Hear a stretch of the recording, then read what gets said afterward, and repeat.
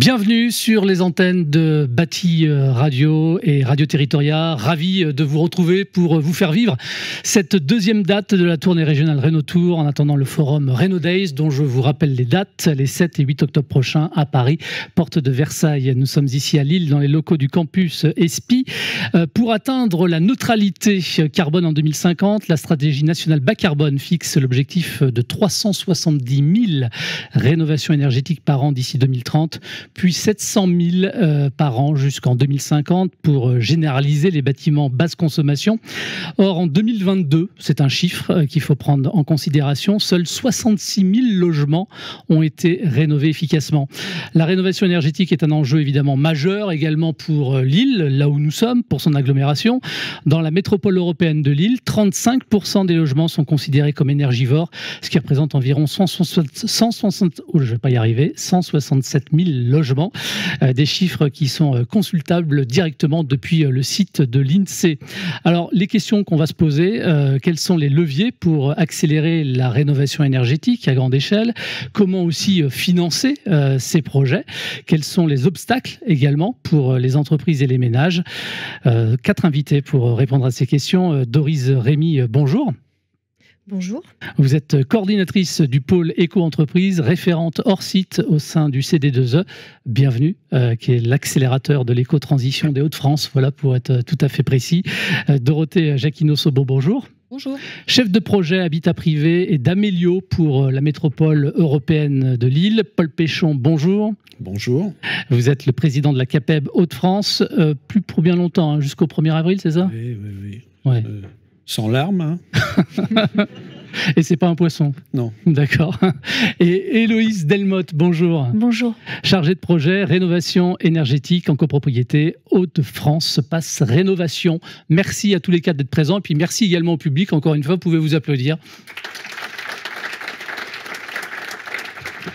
Public d'ailleurs que j'interpelle parce qu'à l'issue de cette table ronde, vous pourrez vous-même interpeller nos invités ici présents qui pourront donc répondre directement à vos questions. Peut-être un petit tour de table par rapport à ce qui s'est dit juste avant nous avec les différents acteurs locaux, les artisans qui ont mis en avant des difficultés pour les Français d'être au courant des différentes aides qui étaient mises à disposition, qui nous ont parlé aussi d'un long parcours du combattant pour certains, avec des dossiers qui peuvent durer en instruction allant de 1 à 12 mois. Pour autant, ils reconnaissent tous qu'une fois que les aides tombent, les clients sont ravis. Est-ce que vous souhaitez réagir par rapport à ce qui est dit? Là, prend la parole qui veut, je ne sais pas. Moi, je veux bien. Allez-y. Alors, Héloïse Delmotte, moi, je travaille au SPE, donc le Hauts-de-France Passe Rénovation. On est la société de tiers financement de la région Hauts-de-France. Et donc, le tiers financement, justement, l'intérêt, c'est d'éviter ces problématiques de devoir attendre, en fait, les subventions pour pouvoir démarrer les travaux. Puisque nous, on assure l'avance des subventions et on paye directement les entreprises aussi pour le compte du particulier, ce qui permet aussi aux particuliers d'être soulagés sur cette partie-là. Et donc, c'est une solution qui est mobilisable. Je pense qu'il y a des artisans qui nous connaissent, pas mal de gens qui nous connaissent dans la salle, j'espère en tout cas. Et donc, voilà, donc c'est une des solutions possibles, le tiers financement, justement pour pouvoir résoudre ces problématiques, ne pas attendre les subventions. Nous, on les avance, on aide à financer le reste à charge pour le propriétaire et puis on paye l'entreprise. Donc, voilà, ça vous évite ces problématiques-là. Bon. On en reparlera. Oui, on y reviendra tout à l'heure, bien évidemment. Paul Péchon, une réaction par rapport à ce qui a été dit précédemment?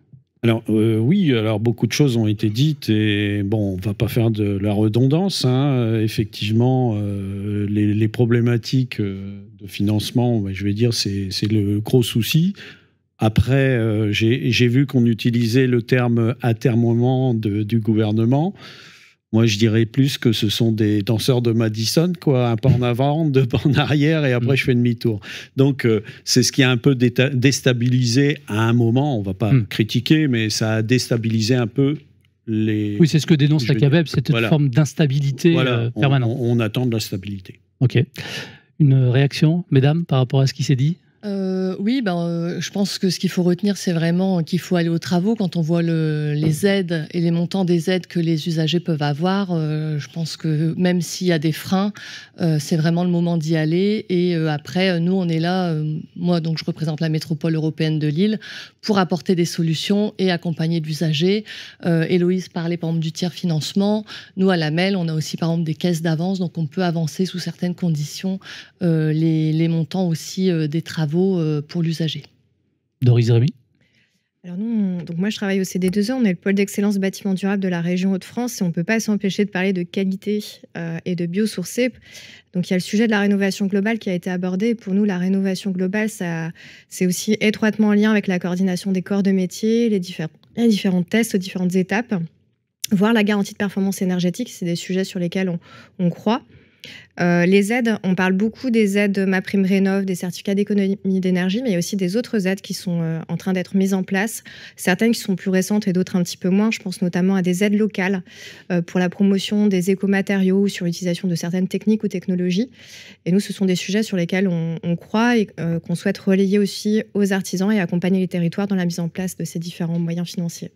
Alors, je rappelle que vous êtes coordinatrice du pôle éco-entreprise et référente hors site au sein du CD2E. C'est quoi justement les principales difficultés qui peuvent être rencontrées dans le développement de la filière hors site en Hauts-de-France et comment finalement vous y répondez? Alors, déjà, je vais réexpliquer un petit peu ce qu'est le hors-site et pourquoi est-ce qu'on parle aujourd'hui du hors-site dans la rénovation du parc privé, parce qu'on peut imaginer que ce n'est pas lié, mais pourtant ça peut l'être. Le principe du hors-site, c'est de déplacer des heures qui étaient prévues initialement sur chantier, les faire plutôt en usine et de produire des solutions qui vont être préfabriquées, voire industrialisées. La différence entre la préfabrication et l'industrialisation est très simple. La préfabrication fait du sur-mesure, l'industrialisation va définir des standards. Ce sont des types de solutions qu'on peut retrouver sur des façades, notamment des ITE pour l'isolation thermique par l'extérieur, des fois pour de l'ITI, sur des systèmes de chauffage, ventilation, etc. Et ce sont des solutions qu'on a commencé à retrouver pour la rénovation du parc, notamment les logements sociaux, les bâtiments éducatifs de plus en plus. Et donc nous, en région Hauts-de-France, on accompagne le déploiement de cette filière. C'est une filière qui est en plein essor. Aujourd'hui, on a encore peu d'industriels, mais il y a des systèmes de coopération qui arrivent entre des majors et des entreprises qui vont notamment travailler sur de la pose. Pourquoi est-ce que je souhaitais évoquer ce lien-là? Parce qu'aujourd'hui, il s'avère qu'en étudiant l'état du parc, on se rend compte qu'il y a certaines typologies d'habitation du parc privé, typiquement un exemple, les maisons Twin, qui pourraient être rénovées de manière massive avec l'utilisation de ce type de technologie ou de technique. Et ça ferait gagner énormément de temps. Et ce n'est pas le cas pour l'instant? Ça a été fait au niveau des logements sociaux sur des maisons semi-mitoyennes et ça commence à arriver via des systèmes de coopération entre notamment des bailleurs sociaux et des opérateurs de la rénovation énergétique. Ça arrive de plus en plus, mais ce n'est pas systématique. Comment est-ce que vous accompagnez aussi finalement les acteurs locaux, tels que les entreprises dont vous venez de parler, mais aussi les collectivités, dans l'adoption de ces pratiques de construction hors site et de rénovation du coup énergétique? Alors, on accompagne via 2 canaux. On accompagne le déploiement de la filière et après, on intervient aussi sur la rénovation du parc privé. Sur le déploiement de la filière, typiquement, on va travailler sur la montée en compétences, l'accompagnement des entreprises, l'accompagnement également des maîtres d'ouvrage, bailleurs, promoteurs, collectivités, pour qu'ils commencent à initier des volumes. À partir du moment où il y aura des volumes, ça va commencer vraiment à alimenter la filière. Ça, c'est le premier sujet. Et le deuxième, sur la partie rénovation du parc privé, on travaille notamment avec la métropole européenne de Lille sur la mise en place des rénovations groupées, sur le même modèle que celui du hors-site, mais pour le particulier. Alors Dorothée Jacquino-Sobo, vous êtes chef de projet Habitat Privé d'Amélio, donc pour la métropole européenne de Lille. Déjà, peut-être en quelques mots, présenter ce qu'est tout simplement Amélio. Alors Amélio, c'est une marque, c'est le nom de notre service public de la métropole européenne de Lille pour la rénovation de l'habitat privé. Donc on travaille sur les monopropriétés et les copropriétés. Et donc, on a des accompagnateurs Rénov', des conseillers France Rénov', qui sont chez nos opérateurs qui œuvrent au quotidien sur le territoire. Donc, par exemple, Inari, Solia, Urbanis, Le Graal, ce sont nos opérateurs qui vont au direct, au contact de l'usager. Et donc, ils les suivent tout au long de leur parcours, donc en donnant des informations, du conseil.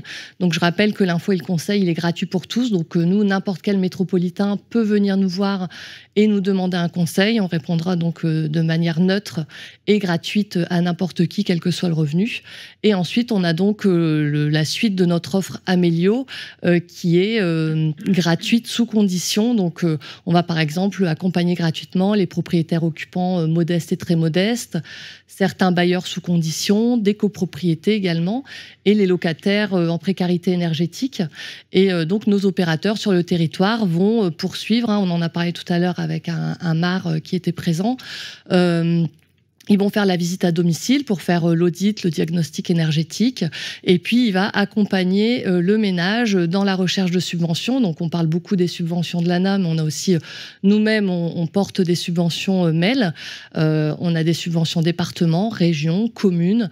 On peut même faire appel à des fondations. Donc, nos opérateurs connaissent un peu toutes les aides disponibles sur le territoire pour proposer un plan de financement le plus complet possible à l'usager et pour avoir un reste à charge minime. Donc, il va l'accompagner comme ça jusqu'aux travaux, même en post-travaux, pour aller vérifier que finalement le gain énergétique se retrouve bien ensuite. Et donc, on instruit les aides de l'ANA et les aides de la MEL à la MEL. Et oui, vous êtes présent sur tout le territoire parce que vous allez aussi dans les quartiers directement? Oui, c'est ça. On a une quarantaine de permanences conseil rénov tout autour dans différentes communes du territoire, donc soit au sein des mairies, soit dans les maisons France Service aussi, pour être au plus près de l'habitant, pour qu'il ait le moins possible à se déplacer. Donc il peut nous appeler, on a un numéro unique, mais il peut aussi aller à un de nos conseils, une de nos permanences, et avoir ce conseil gratuit, et ensuite peut-être aller plus loin avec nous s'il rentre dans notre cible. Oui, parce que c'est ce que vous me disiez finalement quand on a préparé un petit peu en amont cette table ronde, que les locataires finalement en précarité énergétique étaient souvent un public difficile à atteindre et que là effectivement il y avait un vrai travail de votre côté à aller les chercher directement et peut-être aussi à repenser une forme de communication. Et on rejoint ce qui était dit tout à l'heure aussi avec les artisans, c'est finalement mieux communiquer pour rendre les choses objectives et permettre aux personnes de se renseigner sur ce qu'il existe vraiment pour elles. C'est ça, les locataires ont du mal ils ne voient pas tout de suite les aides qu'ils peuvent aussi recevoir, et ils peuvent en recevoir, et nos accompagnateurs sur le terrain peuvent les aider. Alors ça va de l'analyse de factures aux économies d'énergie, ils vont sensibiliser aux éco-gestes, et on peut aller jusqu'à une médiation avec le bailleur, par exemple, quand il y a vraiment un gros souci entre le bailleur et le locataire. Donc ça, c'est tout. On a tout un tas d'outils, au-delà de ce que je viens de vous présenter. On travaille aussi sur l'adaptation avec des ergothérapeutes, on travaille aussi sur la lutte contre l'habitat indigne. Donc, selon la problématique de l'usager, on est capable de proposer tel ou tel outil assez finement pour l'aider à aller au bout de sa problématique ou de son besoin. Est-ce qu'on peut citer comme ça un ou deux exemples que vous voudriez mettre en avant d'un couple, je sais pas, d'un ménage que vous auriez aidé ? Oui, alors par exemple, on a dans la lutte contre l'habitat indigne, on va avoir un arrêté sur un logement. Le bailleur doit reloger ses habitants, ses locataires, ne le fait pas les travaux. Et le locataire, il est vraiment en difficulté puisqu'il ne peut plus habiter le logement. La MEL, on a des logements, ce qu'on appelle logement tiroir, donc on est en capacité d'aller proposer ce logement-là temporairement au locataire pour le mettre à l'abri le temps que le bailleur fasse le nécessaire, soit sur le logement ou lui retrouver un logement de façon pérenne. Alors c'est beaucoup, c'est pas beaucoup, 8600 sollicitations en 2024 ? C'est pas mal. Ouais. Et puis, on voit que c'est dans nos chiffres, c'est toujours suivi d'un conseil. On en a fait à peu près 8500 conseils en 2024.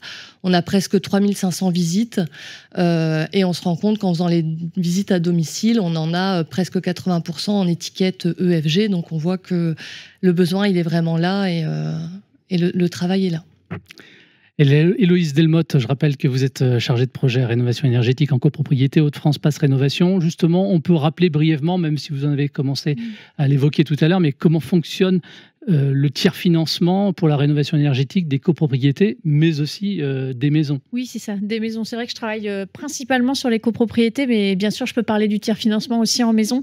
Donc, en fait, le tiers-financement, le principe, c'est de faire réaliser les travaux par un tiers qui va à la fois faire l'accompagnement technique, donc la recherche des entreprises, payer les entreprises, etc., et qui va aussi s'occuper du financement. Donc, c'est-à-dire qu'on va avancer les subventions gratuitement, sans frais pour les ménages.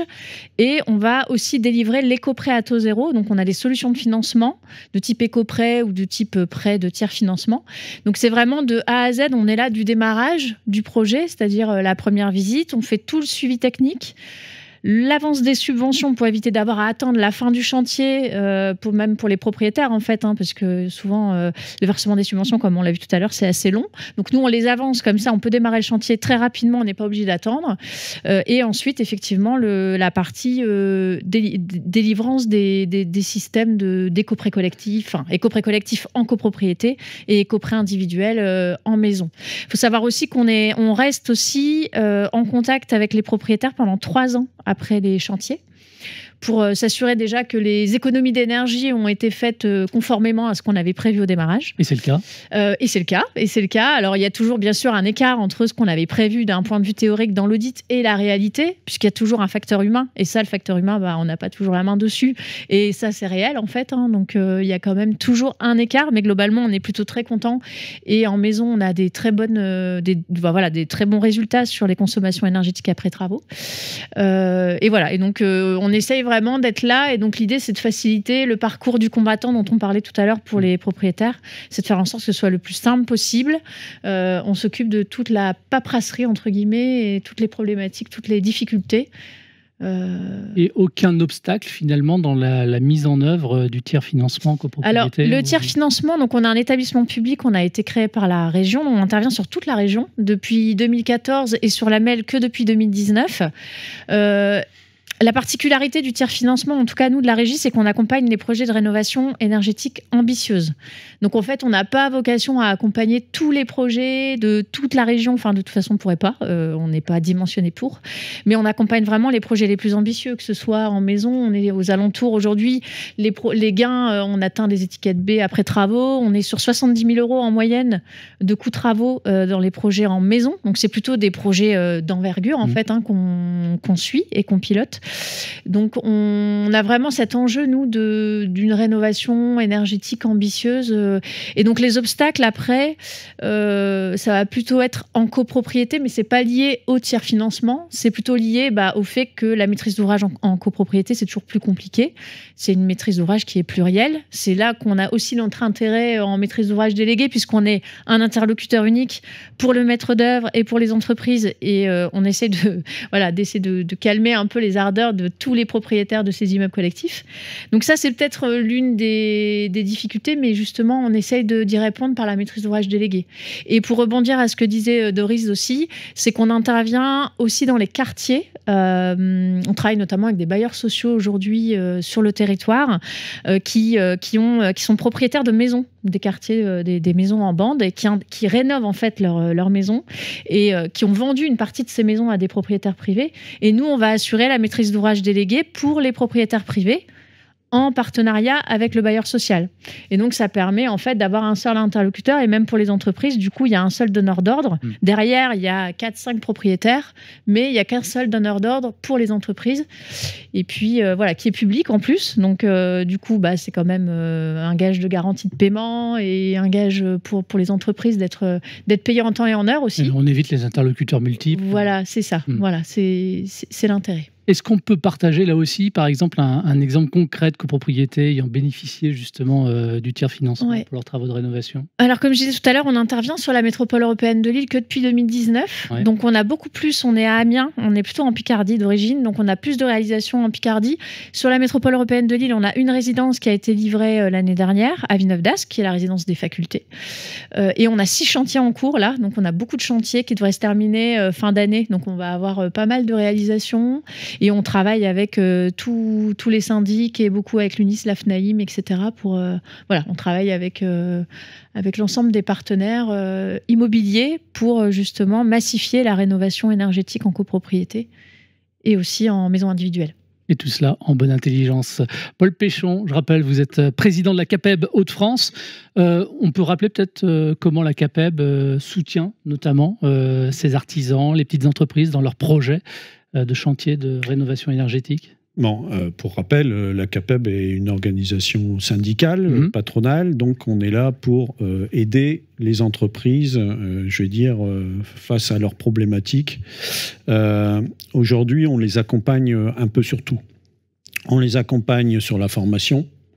D'ailleurs, nous avons un site, Ma Formation Bâtiment, qui permet aux entreprises de s'inscrire pour faire les formations RGE, qui sont de toute façon incontournable et obligatoire.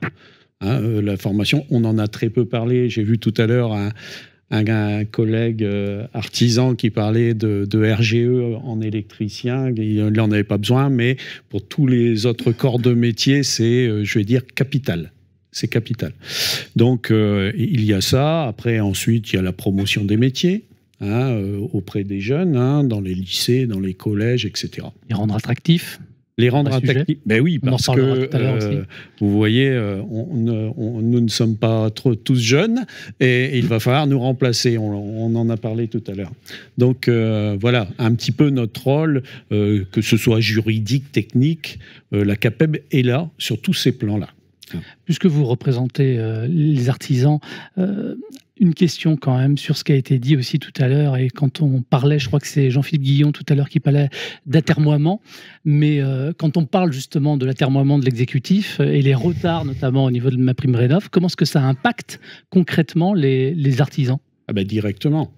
Directement, ça les impacte sur leur trésorerie. Puisqu'on a eu des cas concrets tout à l'heure, puisque les retards de paiement sur les chantiers, évidemment, ça bloque surtout les petites structures. J'en parlais encore avant-hier avec un commercial d'une entreprise, d'un grossiste qui n'est pas très loin, et il me parlait justement des problématiques financières des entreprises qui n'ont pas reçu leur financement. Donc ça, c'est un très gros souci. En plus, ça a créé aussi, je vais dire, des retards dans l'exécution des travaux. Nous avons aussi des retraits de gens qui ont dit, sur les doutes, les changements de gouvernement, on a dit, on va supprimer, je ne vais pas prendre des exemples, mais la TVA qui passe de 5,5 à 20 sur les chaudières, et puis on les supprime. Sur la baisse des dotations sur le bois. Enfin, il y a plein d'exemples. On a semé un peu le doute dans les esprits des propriétaires. Je rappelle, vous êtes également, parce que je ne l'ai pas précisé, artisan chauffagiste. Bien sûr, chauffagiste. Voilà.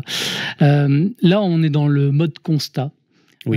On aime bien ici, sur le Rénotour, parler solution. Oui. Vous, concrètement, qu'est-ce que vous réclamez? Qu'est-ce que vous préconisez? Qu'est-ce qui peut être mis rapidement en place? Là, on a tous les acteurs de la filière qui sont là, et on voit que les solutions, elles sont là. Donc, on ne va pas prendre leur place. Et effectivement, c'est rassurant quelque part de voir que les structures s'organisent de façon à répondre aux problématiques. Parce que les problématiques, effectivement, c'est ça. C'est les montages de dossiers. Et quand on parle de monter un dossier, c'est quand même assez complexe. Il n'y a pas ça. Aussi, on a réclamé, alors je ne vais pas rentrer dans les revendications, parce que sinon on est encore là dans une heure, mais la simplification, ça, on l'a réclamé. La simplification, que ce soit dans les dossiers pour la rénovation, que ce soit aussi pour les qualifications. On a demandé au gouvernement de reconnaître les VAE, par exemple. Et tout ça, c'est une redondance de demandes que l'on fait répétitivement, parce qu'un artisan qui va faire une formation RGE, Calipac ou autre, ou Calibois ou Caliboao, parce qu'il y en a beaucoup, c'est pas parce qu'il a passé cette formation-là qu'il est tranquille. Tous les ans, on vient le ressolliciter avec des exemples de chantier. Et ce qu'on a demandé aussi, c'est qu'à la limite, que l'ANA, qu'il y ait des contrôles intempestifs sur les dossiers qui sont montés. Ça serait plus simple, plutôt que demander aux artisans de donner leur référence chantier, et ça serait beaucoup plus simple. Dans les solutions, tout à l'heure, on entendait aussi parler de pools d'artisans. Oui. Quand on a évoqué aussi cette table ronde ensemble, vous me parliez d'artisans effectivement qui se regroupaient de plus en plus pour accéder justement à des marchés aussi plus gros. Oui. Ça aussi, c'est une forme de solution, de travailler comme ça en bonne intelligence ensemble. Oui, alors la CAPEB, elle répond. Elle a mis en place une application qui est le GME 3 clics, qui permet aux entreprises de s'associer pour répondre à des groupements momentanés, bien sûr, pour répondre à des marchés, même des petits marchés ou des marchés, on va dire, intermédiaires. Je vous pose la question, mais là, cette question, après, on peut faire un tour de table avec, mais qu'est-ce qu'il faudrait mettre en place pour enfin répondre à cette question de la massification de la rénovation énergétique? Simplifier. Simplification. Simplifier. Enfin, c'est notre avis de la CAPEB, c'est la simplification. Plus ça sera simple, plus ce sera rapide. Moi, je dirais les moyens, beaucoup. Les moyens aussi, mais à toutes les étapes, que ce soit des moyens en instruction pour aller plus vite dans l'instruction des dossiers, que ce soit des moyens en accompagnement, l'accompagnement MAR, et des moyens pour les entreprises qui répondent derrière aussi, qu'elles aient les moyens aussi de pouvoir répondre, pour réduire aussi les délais pour les particuliers. Donc voilà, c'est... On a eu le cas d'un artisan, effectivement, tout est chronophage aujourd'hui. Dorothée? Nous, par exemple, dans le cadre d'Amélio, là, on vient de mobiliser justement le CD2E avec Doris pour nous aider à travailler avec les artisans, les entreprises et de fluidifier et d'accorder un peu la relation entre ménages et entreprises. L'idée, c'est que nous, avec nos accompagnateurs, on puisse bien qualifier la demande et envoyer à des entreprises des projets qui sont déjà qualifiés, qui feront gagner du temps aux entreprises. Et inversement, l'usager pourra aussi bénéficier d'entreprises de qualité où nous, on sera un peu garant de ce réseau-là. Donc, c'est tout ce qu'on est en train de mettre en place là actuellement. Doris? Moi, je pense que ce serait plutôt la capitalisation et la simplification pour rejoindre Paul. La capitalisation, parce qu'en fait, il y a déjà beaucoup de choses qui sont initiées pour la rénovation d'autres types de bâtiments, soit des logements sociaux, des bâtiments éducatifs, etc., qu'on a l'habitude d'accompagner. Par exemple, la rénovation qui intègre l'utilisation de chanvre projetée. Sauf qu'aujourd'hui, un particulier qui veut utiliser ce type de technique pour la rénovation de son logement en tant que particulier n'aura pas les aides à la rénovation MaPrimeRénov'. Et clairement, il faudrait capitaliser tout ce qui est fait aujourd'hui pour la rénovation du parc au global et voir comment est-ce qu'on peut obtenir plus d'aide pour le particulier pour qu'il puisse justement utiliser ce type de solutions qui sont des solutions avec des produits locaux à faible impact environnemental et avec des performances énergétiques au top. Et CD2E, aujourd'hui, met en place des actions pour promouvoir cette massification, et notamment avec le hors-site? Alors, le hors-site, c'est un des axes sur lequel on travaille. Nous, on est le pôle d'excellence bâtiment durable de la région Hauts-de-France. On fait partie du réseau national bâtiment durable. On a des équivalents dans l'ensemble des régions. On met en place un certain nombre d'actions pour créer des filières. Le hors-site est une des filières qu'on accompagne. Ça passe par de la sensibilisation, de la capitalisation, de l'accompagnement et aussi la mise en place de formations spécifiques. Notre particularité, c'est qu'on ne travaille pas en mode silo, on ne travaille pas uniquement que pour les entreprises ou les maîtres d'ouvrage. On accompagne et on fait avancer les acteurs de l'offre et de la demande en même temps pour stimuler l'ensemble de la filière. Cette question aussi, elle s'adresse à vous quatre. Comment est-ce qu'on fait pour améliorer, peut-être encore une fois, la coordination entre les différents acteurs, que ce soit les collectivités d'un côté, les entreprises, les syndicats, les copropriétés? Comment est-ce qu'on fait pour fédérer ou en tout cas se faire rencontrer? Sur un plan professionnel, moi je dirais, tout à l'heure on a eu Amar qui a pris position, mais je n'ai pas entendu parler de la filière des architectes aussi, parce que les architectes ont aussi un grand rôle, je vais dire, dans la rénovation énergétique, avec des connaissances qui permettent aussi d'avoir des chantiers bien réalisés, parce qu'il y a eu beaucoup de contre-performances. On l'a entendu encore médiatiquement par l'ANA récemment. Et effectivement, ça, c'est aussi une solution. Louise ? Proposer des solutions simples, en fait, simplifier le parcours pour que, même si ça reste compliqué, essayer de le simplifier un maximum. On en revient à la simplification. Voilà, c'est ça. Et puis voilà, pour que tout le monde, pour rassurer. En fait, c'est ça, les propriétaires, ils ont beaucoup besoin d'être rassurés, que ce soit en copro ou en maison.